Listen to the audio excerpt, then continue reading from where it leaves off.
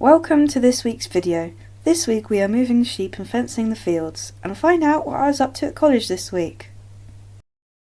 We are rolling out the electric fence with the metal wire and the poly wire on the top. Here you can see my dad is tensioning the wire. This means that it's not slacking, it doesn't touch the ground and is short because it's electric, and means that it's a solid line for the sheep to see and not try and push through. It's quite difficult because you need to be quite strong to tension it, and you also need to be quite strong to bang the posts into the ground. As you can see here, we have to line it up with one of the plastic posts so that we don't have any zigzagging electrical wire up and down, up and down. You can see there it was almost like a guitar string, and we make sure it's the right tension as it don't want it to be too tight, it can damage the electric wire. If we also have it too slack, it will just sag more and more over time and even eventually touch the ground. This will then short out, or even worst case scenario, the sheep will notice it's down and touching the ground and jump over the electric fence. You can see from the video that there is a fence the other side, however the barbed wire is very dodgy in some places and has definite sheep sizes gaps for the sheep to push through if they're curious enough. They will definitely do this if they eat their side of the grass down and see nice lush green grass on the other side. The last thing to do is connect it all to one point by the white truck. We also had to put in quite a few metal posts to hold the tension up, as it was not a perfect rectangle in this field, so it took more than 4. And you can see here the difference in the slack and the difference in the tight fence as he goes around the corner and tensions it. This field was fairly rectangular, so we only had 4 points of tensioning. The electric fence is just a barrier to stop the sheep pushing through the hedges and going onto the fairly busy road that runs along next to the field. This helps protect the sheep as well as protect the people that are walking, driving and cycling on this road, as the sheep in the middle of the road can be quite dangerous. You can see in this video that the weather starts to turn and it becomes a bit rainy. Even though it begins to rain, we have to keep fencing as the ewes have to be moved today. Their other pasture that they're currently on has run out of grass, and this grass that they're moving on to now is very nutritious and will help them in preparation for the tup to go in. In the field we have 3 strands of electric wire. This is so that the sheep can't jump over the top or squeeze underneath the electric fencing. We have the wire at a set distance each time so that the grass won't touch the bottom strand of the electric fencing and short out, and equally the sheep again won't be able to jump over the top of the fence. In this field we are using a method called strip grazing or rotational grazing. This was the field that they were in before, and as you can see by the colour of the grass there is not much grass left in it. This is why we are moving the sheep so quickly. Here we are planning together as a team, me, my parents and the landowner, of how to get the sheep into this trailer. We are also planning how to get the trailer into the perfect position so that the sheep will go straight into the trailer along the side of the fence line. This means the sheep can't go along the side of the fence line and try and get out the gateway without us seeing, or going 20 different directions at once and us being able to miss sheep that we didn't see. Reversing with the trailer is quite tricky, so it requires someone outside of the tractor to guide the person driving into the field, as there are many blind spots when reversing. However, saying this, the landowner did actually reverse it very well into the perfect position for us to get the sheep into the trailer, as planned. Next, we planned how we were going to get the sheep into a hurdled area so they flow straight into the trailer, almost like a funnel. This, in theory, should be easy, as our sheep are very friendly and tend to follow a bucket very closely. Normally it works very well and we are able to walk them places. We even noticed that one of the sheep was up by the trailer, ready for us. This was hopefully a good sign for us, as it showed that they were keen to come into the trailer and move to some fresh grass. It's even got to the point where the ewes now know that a trailer generally means fresh grass and the move to a nicer field. We also decided that it was better to be safe than sorry, so we put a hurdle at the other side of the trailer. This meant that there was a double wall between the other side of the trailer and the road so that the sheep couldn't get out. Also, it meant that there was a visual barrier for the sheep to not try and push through the hurdle and out the other side. Well, all of this in theory. Lastly, it meant that their funnel angled in at both sides, leading to a more direct route straight into the trailer. The bucket is our secret weapon for moving the sheep, so in order to get the sheep in the trailer nice and smoothly, we use some concentrated feed in a bucket. But we don't use too much as they don't need it at the moment. It's just to tempt them in, and then they get a little treat as we move them. We can't, however, just tempt them with the feed bucket and not give it to them in the end, as they will soon catch on and learn that even if we shake the bucket and try to call them to us, they're not going to get fed from it. The food we give them is very palatable, they love eating it, and we give it to them in special occasions like when we move them, when we give them their minerals, and you can really see here just how one shake of the bucket makes them all come running up for it. Here they all appear. Even if they're all the way on the other side of the field, they will come sprinting along for the feed. Sheep, although they don't seem like it half the time, can actually be very smart. They can even recognise the fact that they're being fed from just the colour of the bucket. So here you can see in the video we use a black bucket, so they know that the black bucket means feed. Unfortunately, it all goes wrong from here. One of the Poll Dorset sheep makes a break for it. She managed to sprint off, which leads a load of the other sheep to try and sprint off as well, as part of their herding instinct. Even with our attempts, as you can see, to regain the sheep together, they all turn around and try to run out the trailer. This, as you can probably tell, is not what we planned to happen. Eventually, we get all the sheep back out the trailer and try to restart, as all the sheep together move better than one sheep on its own. This is due to the natural herd instincts that sheep have. One sheep on its own will become very stressed as they have a prey instinct. We are now hoping and praying that the round 2 will work better than the first round. We have, at this point, realised that it won't work having all of the sheep in the trailer as they are too compacted to travel safely the distance that they are travelling. This means that we have to separate the herd in half, taking some sheep first, some sheep second. In our new plan, we require one of the more friendly sheep, such as Triplet or Olive, to be in the second lot. This makes handling and loading onto the trailer easier, as the more friendly lot are more confident and will walk straight in following the bucket. Here it becomes a bit more stressful as we have our second chance, and then that's pretty much it, as the sheep will realise what's happening and do everything in their power to stop it from happening. This means it requires all of us together to carry out this plan of splitting the herd in half, stepping in between the few that don't fit and cutting them off from the rest of the herd. This is increasingly difficult due to the herd instinct mentioned earlier. It is at this exact point you see where we decide to split off the herd, and some run back to follow their friends. We decide that this would be enough for the first load and we should focus on the load that are currently in the trailer. The load that are inside contains one of the friendly sheep, in this case Dot. She will help herd the rest of the sheep that are outside the trailer in the next load. This is exactly what our second plan was to be. It might not seem like it as you can't see it from the video, but now the trick was to get all the sheep evenly distributed within the trailer so that they weren't all pushing on the back door. This was quite a mission as the sheep can be quite stubborn when they want to be, even though they know they are going to fresh grass if they learnt by now the multiple times that they've been moved. When we were pushing the sheep up the trailer, it's important to make sure that you don't trap any legs. This could be in between the bars of the trailer door that are the inside barrier from the outside, or even trap legs up on the top of the other sheep, out sideways or in front of them. This includes front legs and back legs. They can get themselves in a right pickle. If this happens and we transport them like this, they could break legs or be in a huge amount of pain, and this is not what we want when we're transporting. It means that when they get to their other field, they could be limping, and these girls are soon to go to the top, so we want them in prime condition, ready for the boyfriend. The focus is now turned to stopping the second load of sheep that are in the field from getting out the gate and onto the road.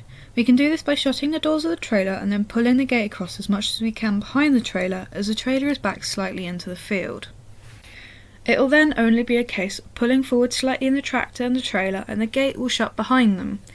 We can then put the electric fence back up in the corner to stop the sheep getting into a little wooded area in the corner, which has access to the road and the other side of the field, which has an estate on it. You can see here the gate is now being pulled to the back of the trailer. It is then my job to hold the gate against the back of the trailer while the landowner pulls the tractor forward, allowing the gate to be shut. The hurdles that were left up from trying to funnel the sheep into the trailer will also now be moved, as you can see. These mean that it is less cluttered in the field and the sheep won't knock them over when they are itching or rubbing against them, as they tend to do. If they itch or rub against them and the hurdles fall over, the sheep could be spooked and they could run through the electric fencing and even through to the other side of the gate. While we are pulling the tractor forward, the sheep need to be far away, almost down to the other side of the field. This gives us enough space and concentration to work purely on the tractor and trailer rather than having to worry about what they're doing behind us without us knowing. The tractor and trailer have to manoeuvre quite a lot to be able to get out the gateway, as it is a very narrow space. This makes it even more complicated as to trying to get the sheep out the way and everything being focused in different things at different times.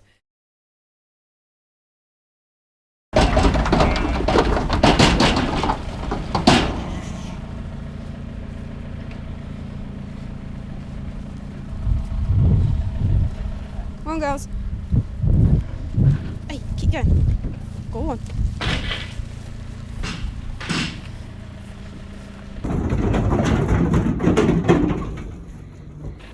Now it's back to the second load of sheep. Mum is already with the bucket at the herd of sheep that was the second load, with Dot, the friendly sheep, ready to bring her up and into the trailer. For me, Dad and the landowner, it's a case of preparing the trailer and the area around it all over again for the second load of sheep to go in. This proved to be more difficult than we originally anticipated, as we basically abandoned the hurdles in a rush to shut the gate behind us. This meant that the hurdles that were chucked on the floor we had to pick up and put back together in the exact same way we had them the first time. And then, in theory, they should run in a lot easier, as there is a lot less of them to funnel in, so they can funnel in a lot more compactedly. These lot are a lot friendlier as well, so they can just follow straight behind Mum and go straight into the trailer, all nice and easy, unlike the last time. Then we shut the gates behind them, making sure that the hurdles come across as well, just in case we don't get the gates shut in time, and close the doors to the trailer. Now we can start packing up as well, and this time we can be a bit more organised, whereas last time it was chaotic as we tried to get the gates shut as quick as possible with focus on being on the sheep that were left in the field. And now obviously there are no sheep left in the field, we can be a bit more relaxed. Once we've delivered the sheep to the other field, for the second round, it's coming back to the original field and taking down all the fences. This involves detaching the strings of electric wire from the plastic posts, reeling it up on the reel. Taking electric fencing down can take quite a while, as we have to do everything manually, not on an automatic system such as a wrapper system, which will reel it up for you using a geared wheel. We have reels that we have to wind up by hand, however we do have slightly geared reels to make our lives a little bit easier. Logistically, as a family, we tried to plan out to be the most efficient way possible, such as someone walking around unhooking, someone taking out the electric fence posts, and then someone reeling up the electric wire afterwards, and we do this for each of the 3 strands. We generally put up and take down electric fencing when everyone around is available. This is generally because when it is just one person or 2 people, it can be quite tedious going back and forth, almost going over repeating yourself over and over again, whereas with 3 people there is 1 person for each necessary job, which is quite obviously shown here by me following Dad as we go along the electric fence line. And then finally we got to the last wire of 3. This was a good feeling, as it meant that we were getting close to finishing the field, as it took quite a while to take all the electric fencing down, as it does with putting the electric fencing up. As I went round and unhooked all the bottom strand of electric fencing, we were planning out who would take the electric fence posts that are the plastic black posts that you can see in the screen, and who would wind up. And as you can see, it was a pair decision that both Mum and I picked up the black posts and Dad was reeling in the wire. It took the both of us to pick up the black fence posts, as it makes it easier when one is holding the pile of black posts and one is picking them up. It can become quite a juggle when you're trying to pick up and hold the black fence posts all at once, and you typically end up dropping them all and having to start from the beginning. This was the view of the new field that the sheep are moving to. It's very pretty. Packing up the trailer at the end of moving the sheep was the easiest job of them all. All it took was the taking out the partition from the middle of the trailer and attaching it back to the front of the trailer, as you can see here. Once we head back to the field that the sheep were in, just to check on them, they seemed very, very happy in their new field, munching away on the nice fresh green grass. Wildlife at its finest. Very cool spider. I don't know what kind of spider it is. Just on the electric fence post. I have done some research and I found out that this is a spider called a marbled orb weaver, which is distinctive by the exact yellow and brown spot on its back. Very cool. The last job of taking the electric fence down was finally to take down the big metal posts that hold the fence taut. These are put in the ground with a hammer, as seen earlier, so it takes quite an effort to pull them out of the ground. This means it's generally me or my dad pulling them out of the ground and taking them back up. They can also be very awkward to carry and very heavy, especially up a hill like this. Some points it can even get painful, as the way they are shaped and angled can dig into your shoulders as you're carrying them up, as most of the time you would carry them up on your shoulders to make them more balanced and easier to carry up in a long run. This field was a bit of a pain due to the fact that it is not shaped as a perfect rectangle or square. This means that there are a lot of these tension points around every corner and every dip and every bend in the electric fence, as the plastic posts that you saw earlier cannot hold up the weight of the electric fence pulling on it around a corner. When we do uneven fields like this one, it tends to use about 10 of these metal posts and sometimes even big wooden posts hammered into the ground to hold the electric fence in place. We don't want the electric fence slacking or leaning in any direction, as this gives an opportunity for the sheep to jump over it. Even if they get a zap, they can be very determined to get over situations that they want to every now and then. It is safe to say that we were glad to get to the end of the field, as we were just doing our final walk up the hill. This, taking the electric fence down, took all day for us, so we were very, very, very glad to be done with it. As you can see me here, I was collecting the last of the metal posts to take back up to the top of the field, and this included, I think, around 4 or 5 of the metal posts. I did, however, have to stop halfway through, as the metal posts got quite heavy quite quickly. I think it would have been alright if I wasn't on such a steep hill, but with the awkwardness and the heaviness of the posts, I did have to leave a few behind to come back for about halfway through to take some individually.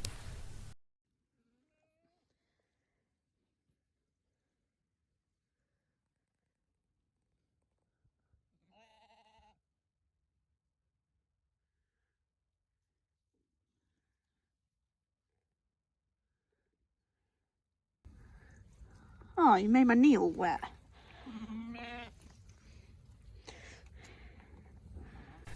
This week at college we were working with the pigs in our practical session.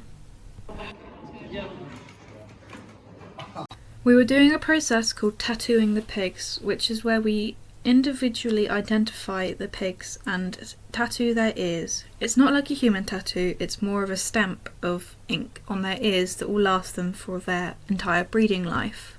This, however, could become one of our synopsis practical exams for next year, as it is a key skill when dealing with pigs. That's it for this video. Thank you for watching, and make sure you hit that subscribe button, press the like, and maybe even put notifications on if you have enjoyed this one. Tune in to see my next video when it's released, and I'll see you then.